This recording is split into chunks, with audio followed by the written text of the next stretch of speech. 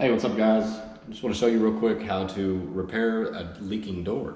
If you have an exterior door and you can see daylight at the bottom of the door, that's a big source of energy loss. Not only will you be losing a lot of your heating in the wintertime, you'll have a cold air draft coming in through an opening like this, but also in the summertime, your conditioned air will be escaping out of that opening and letting the heat come in.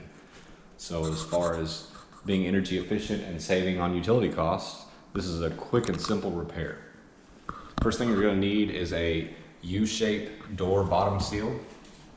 As you can see, this one here is from Lowe's. It's manufactured by MD, and standard door width for an exterior door like this is 36 inches. You may find some doors that are a little bit different size than that, but most of the time you're going to encounter 36-inch doors. So the part number for this item is 06528. And as you can see, it seals gaps up to 3/4 of an inch, and it comes with screws. The one that I got today is the U-shaped screw-on kind, and it's white to match the exterior door that I'm gonna be working on. So I'm gonna get set up here and show you how quick and easy it is to repair an energy loss on your exterior doors. Bottom, but it's badly worn out, so it probably needs to be removed before I put on the new door seal. Since this is you want this to sit flush and up as tight to the bottom of the door as possible, so that it doesn't drag too much.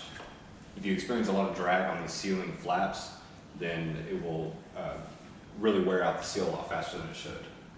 So the first thing I'm going to do is remove that seal on the bottom of the door, and to do that, you might be able to get to it from the gap underneath the door, but in this case, it seems really well applied. It really stuck to the bottom of the door.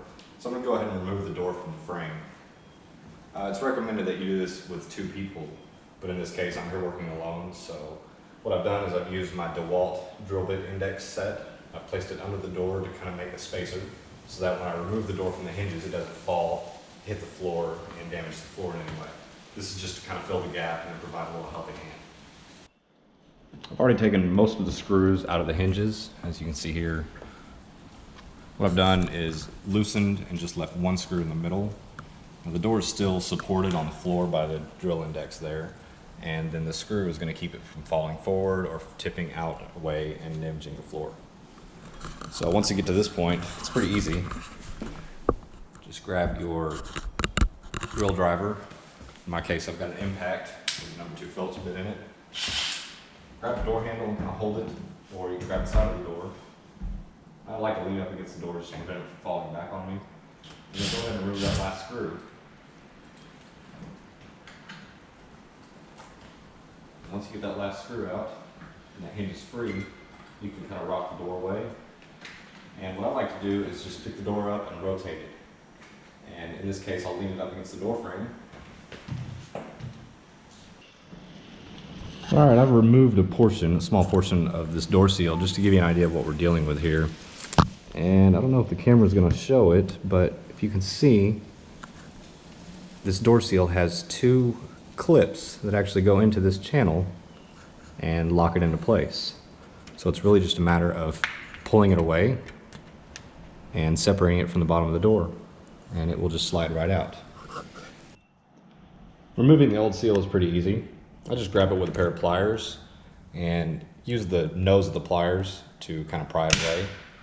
And as you can see, this one is really old and brittle. It's not a wonder it was worn out, but it very easily starts to just slide out of the channel it's in. Here, I'll give you a better look at the way the channel is designed. It just snaps into place. It's real simple.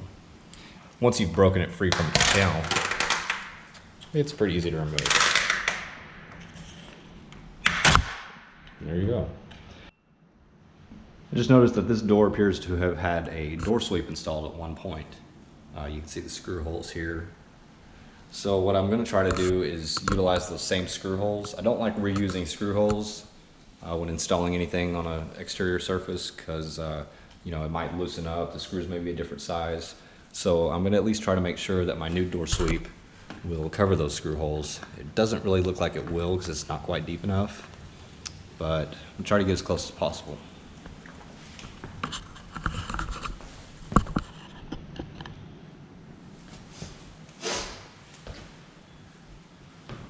Installation of the new door sweep is pretty straightforward. It just slides into place. It's important to make sure that it's nice and centered on the door. You don't want to have it to one side or the other.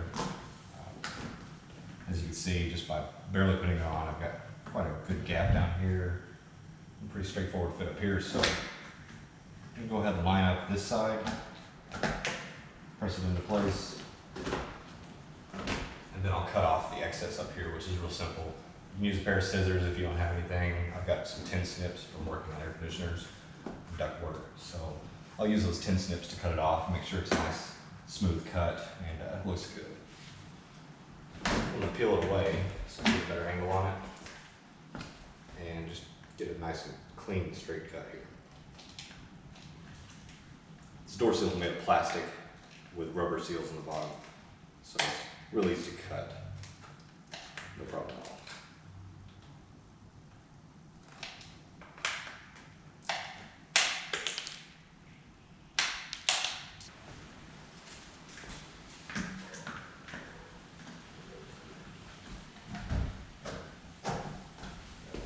And there we have it.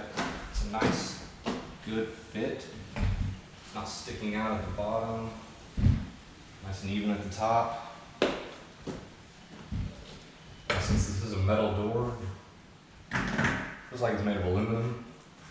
We're going to pre-drill the holes for the screws. Make sure.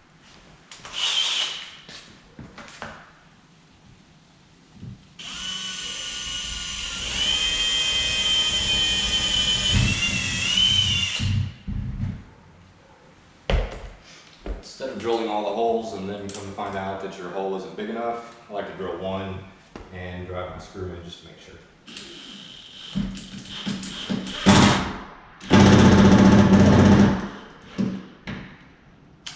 That's a nice solid fit.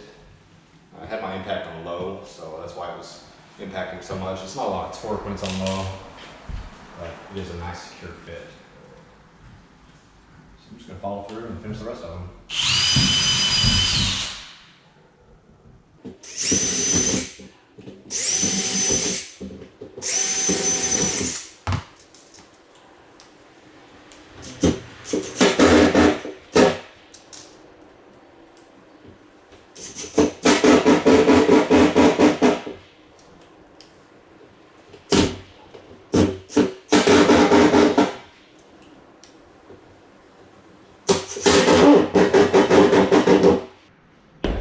There you have it.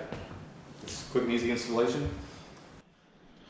Now that you've finished installing the door sweep, it's time to reinstall the door to the frame. To do this, it's just going to be a reverse of the original process. I'm going to use my drill index again as a handy way to support the bottom of the door while I'm holding it. And in this case, I like to grab it by the door handle, pull it towards me, lift it up, and put it on my foot, protect it from the floor. It's real simple. Just pick the door up, slowly rotate it, make sure you don't drag the corner on the floor.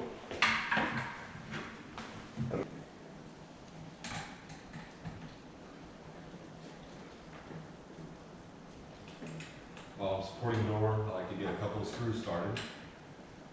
Just get the threads to barely bite into the wood and don't have to worry about tightening them down.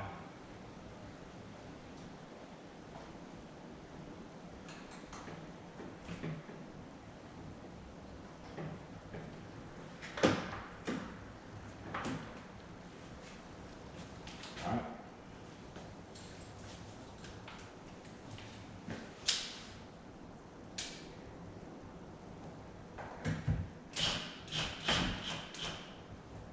As you begin to tighten your door hinges, once you get one screw in, the door's pretty well supported. If it's a windy day or something, you might want to get a few more screws in before you feel comfortable letting go of it. But in this case, the door is well supported by the drill index and a nice solid attachment point here. So I'm going to get these 4 screws in the middle hinge just tight. Not tighten all the way, just driven in, leave a little bit of slack in them. I'm going to do the next 4 screws on the bottom hinge, and the last one I'll do is the top hinge. The top offers the most adjustment, and I like to put longer screws into my top hinge just so that the door doesn't try to sag towards the frame and start rubbing. Sometimes you'll have kids that will grab the top of the door and hang from it, and that puts a lot of pressure on the door hinge.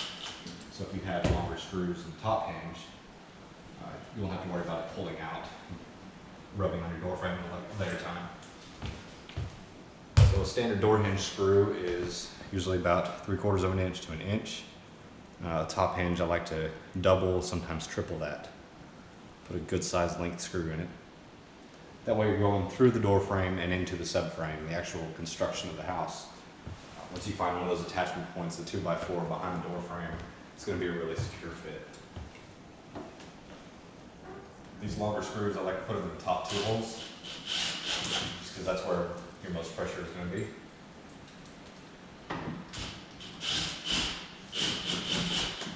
And here again, I just like to tighten them up. Not all the way, leave them hanging out just a little bit to keep the door adjustable.